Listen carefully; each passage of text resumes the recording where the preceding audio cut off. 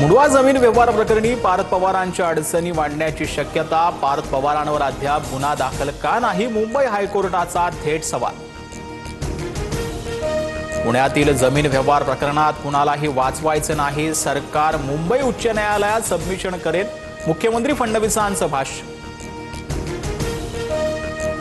अजित पवारांची 2018 पासूनच मुंडव्यातील जमिनीवर नजर। पुण्याचे तत्कालीन उपमहापौर निलेश मगर यांनी जमिनीची पॉवर ऑफ अटर्नी घेतली होती, अंजली दमानी यांचा आरोप।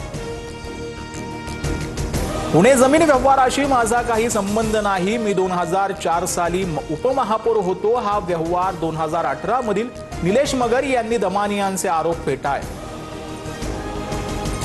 शरद पवारांच्या वाढदिवसानिमित्त निवासस्थानी स्नेहभोजनाचा कार्यक्रम। मविया खासदारांसह अजित पवार आणि गौतम अदानी ही उपस्थित।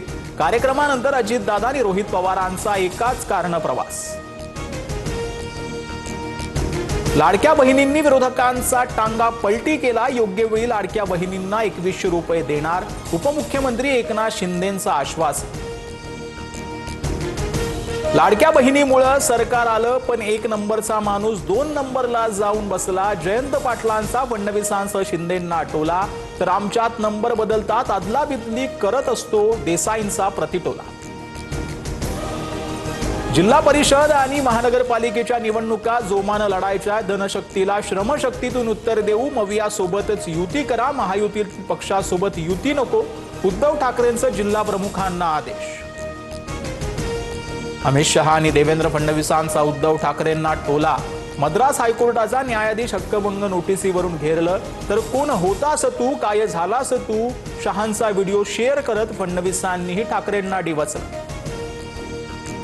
राहुल गांधींकडून अमित शहांना SIR वर खुल्या चर्चेचं आव्हान, तर संसद तुमच्या हिशोबानं चालत नाही, कितीही चिथावलं तरी माझ्या भाषणाचा क्रम मी ठरवेन, लोकसभेत शहा संतापले।